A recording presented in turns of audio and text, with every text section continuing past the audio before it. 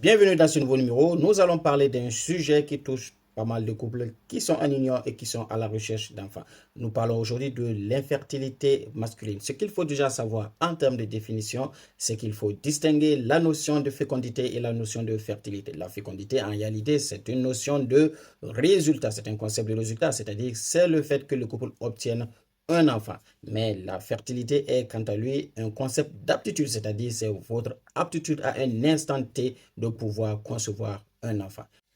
Ainsi donc, l'infertilité de façon globale est définie comme étant l'absence de conception au bout de 2 années de rapport sexuel non protégé et de façon pratique, ce temps est ramené à une année. Pourquoi? Parce que des études ont montré que 50% des couples auront une grossesse au bout des 3 premiers mois après leur union et que 85% auront une grossesse au bout des 12 premiers mois et 90% auront une grossesse dans les 24 premiers mois de leur union. Ce qui veut dire que de façon pratique, les 10% des couples qui n'auront toujours pas eu de grossesse ont vraiment un réel problème de fertilité.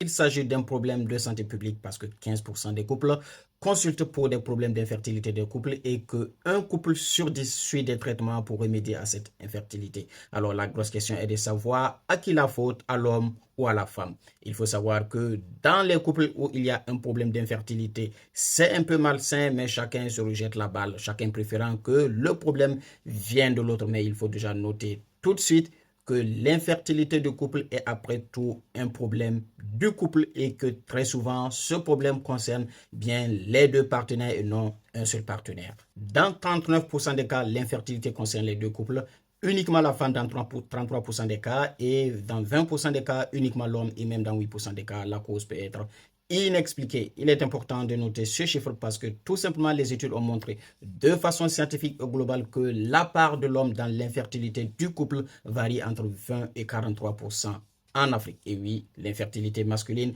c'est une réalité, il faut en prendre en charge et pour ce faire, rendez-vous chez un urologue ou chez un médecin andrologue.